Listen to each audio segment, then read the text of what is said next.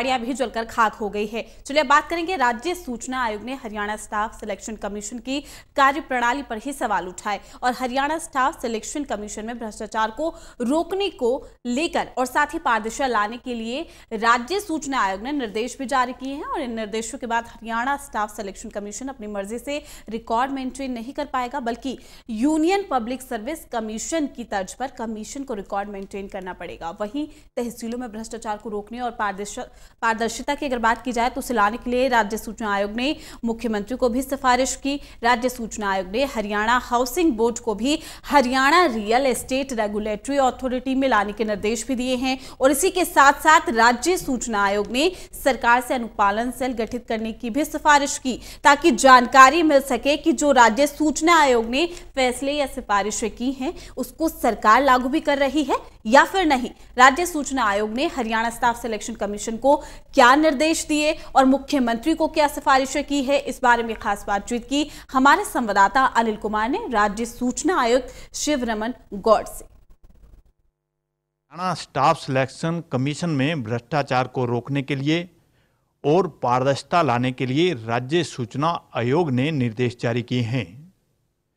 ये निर्देश क्या हैं, इस मेरे साथ हैं राज्य सूचना आयुक्त शिवरमन गौड़, इनसे जानते हैं। अनिल जी, ये पारदर्शिता और भ्रष्टाचार अवलंबन के लिए राज्य सूचना आयोग हमेशा तत्पर रहता है, क्योंकि हमारा मैंडेट है कि हम ट्रांसपेरेंसी लाएं और अकाउंटेबिलिटी बढ़ाएं। तो ये जो स्टाफ सिलेक्शन कमीशन की वर्किंग में ये पाया गया कि वो रिटेंशन शेड्यूल जो है वो हर एग्ज़ाम का अलग अलग बना लेते हैं, जिससे ये नहीं पता लगता बच्चों को कि उनका जो रिकॉर्ड है वो कितने महीने के लिए आयोग रखेगा अपने पास। कई बार ये रिकॉर्ड अपना 3 महीने के लिए रखते हैं, कई बार 6 महीने के लिए रखते हैं और कई बार ये जल्दी इसको डिस्ट्रॉय कर देते हैं।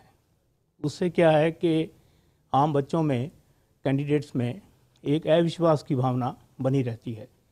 तो मैंने ये आयोग ने ये दिया है, आदेश दिए हैं कि आप यूपीएससी का जो रिटेंशन शेड्यूल है उसको बनाएं और सेक्शन 41B में अपनी वेबसाइट पे उसको पहले डिक्लेयर करें, ताकि लोगों में विश्वास हो और जो मेल प्रैक्टिसेस हैं वो इसके अंदर ना आ सके।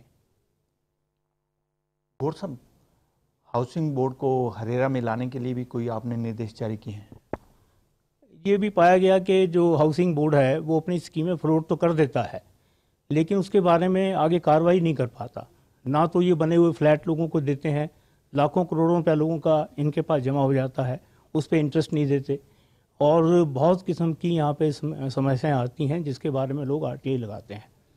तो ये देखते हुए निर्देश दिए गए कि हरेरा में इसको हाउसिंग बोर्ड को भी लाया जाए, ताकि लोगों की कंप्लेंट ख़त्म हो। और साथ में ये भी कहा सरकार को कि आप अपनी पॉलिसी को रिविज़िट करें और इसमें जो इंटरेस्ट देना है, जो पैसा लोगों का जमा है इनके पास हाउसिंग बोर्ड में, उस पर इंटरेस्ट दें अगर ये उस स्कीम को फॉलो नहीं कर पा रहे या उसको नहीं बना पा रहे।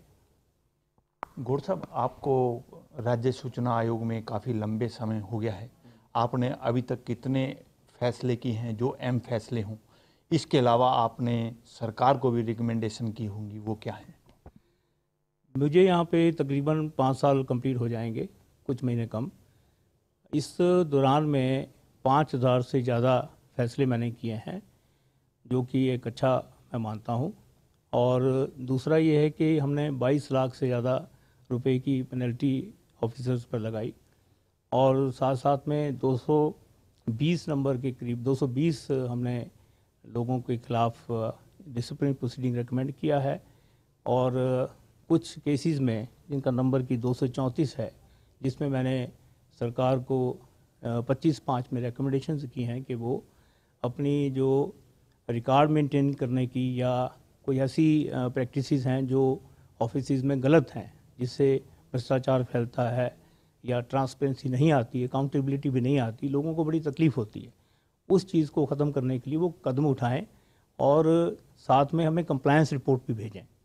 तो वो जो फैसले हैं वो नॉर्मली ये हैं कि रिकॉर्ड को, जैसे ये कई बार राज्य में कोई बाढ़ आ जाती है या कोई एजिटेशन हो जाता है जिसमें रिकॉर्ड जल जाता है या दफ्तर जो हैं अपने बदले जाते हैं, कोई नई बिल्डिंग में जा रहा है, कोई पुरानी बिल्डिंग छोड़ रहा है, कोई बिल्डिंग गिर गई है, तो वो क्या होता है कि SPIU उसका बहाना बना लेते हैं कि साहब ये हमारा रिकॉर्ड तो उसमें जल गया या पानी में बह गया या ये रिकॉर्ड मिल ही नहीं रहा हमारे को। तो उस वक्त फिर जो है उनको बहाने में वो सारा रिकॉर्ड जो लोग मांग रहे हैं वो उनको मिलता नहीं है। उससे वो जो उनकी जो उन्होंने धांधलियाँ की हुई हैं या उन्होंने गलत काम जो किए हुए हैं वो उनके ऊपर पर्दा पड़ जाता है। तो मैंने ये रिकमेंड किया है, आयोग ने रिकमेंड किया है कि ऐसे इसमें बनाया जाए, इसको रिविज़िट किया जाए पॉलिसीज़ को, और रिकॉर्ड को जहाँ तक हो सके डिजिटलाइज किया जाए और वो उसको संभाल जो है उसकी रखी जानी चाहिए। और उसमें नहीं तो फिर यह है कि इसमें लोगों के खिलाफ, ऑफिसर्स के खिलाफ FIR लॉन्च कराई जाए कि जिन्होंने नेग्लिजेंस किया हुआ है, रिकॉर्ड को अपना नहीं किया हुआ। ऐसे बहुत सारे केसेस हुए हैं हमारे पास, पर्टिकुलरली भिवानी में, रोहतक में, जो लोग अपना रिकॉर्ड ऐसे मेंटेन नहीं कर पाए। गौर साहब, आपने अधिकारियों की संपत्ति का ब्यौरा भी वेबसाइट में डालने के निर्देश दिए थे, वो निर्देश क्या हैं? इसमें सभी अधिकारियों को अपनी ब्यौरा देना चाहिए संपत्ति का, सिर्फ SCS अधिकारी या IAS अधिकारियों को नहीं। इसके बारे में निर्देश दिए गए थे कि कठोरता से इसका पालन होना चाहिए और उनके कंडक्ट रूल्स में इसको इनके खिलाफ एक्शन लेना चाहिए जो लोग ये नहीं कर रहे हैं। तो इसके बारे में सरकार, हमें पता लगा है कि सचेत है और वो कार्रवाई कर रही है।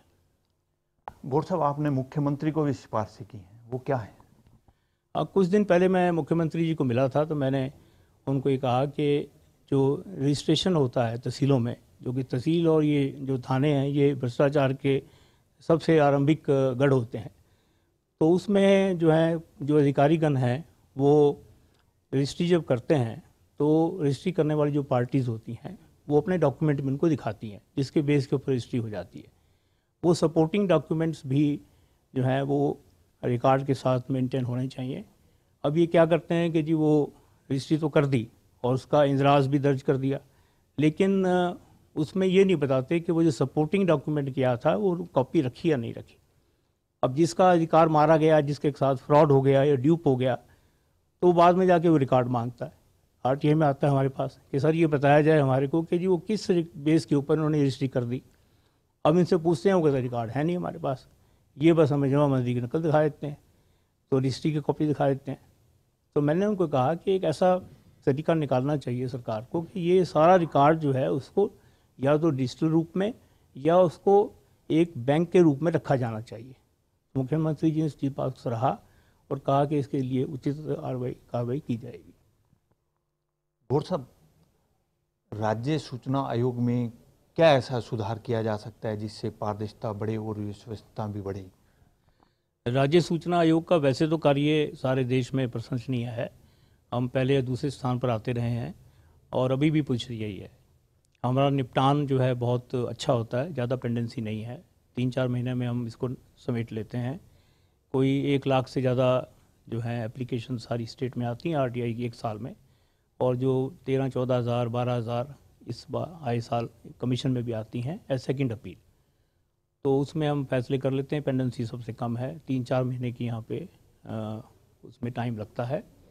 लेकिन फिर भी जो रिकमेंडेशंस हम करते हैं, जो पेनल्टीज़ हम पोज करते हैं, जो कंपनसेशन अवार्ड करते हैं, जो सरकार को सुझाव देते हैं, उसकी कंप्लायंस हो रही है या नहीं हो रही है, ये बड़ा ज़रूरी और अहम मुद्दा है। तो इस पे जो है मैंने सिफारिश ये की है कि हमारे कमीशन में एक कंप्लायंस सेल बनना चाहिए और वो जो है इस चीज़ पे निगरानी रखेगा कि अधिकारी जो हैं आदेशों का पालन कर रहे हैं और जो पेनल्टीज़ लग रही हैं वो जमा हो रही हैं और कंपनसेशन अवार्ड हो रहा है। और सरकार को जो 25/5 की रिकमेंडेशन हैं या सुझाव दिए जाते हैं तो सरकार उसके ऊपर कार्य कर रही है। इससे आम मुफादी होगी और लोगों को इससे राहत मिलेगी अगर ये हो जाता है तो।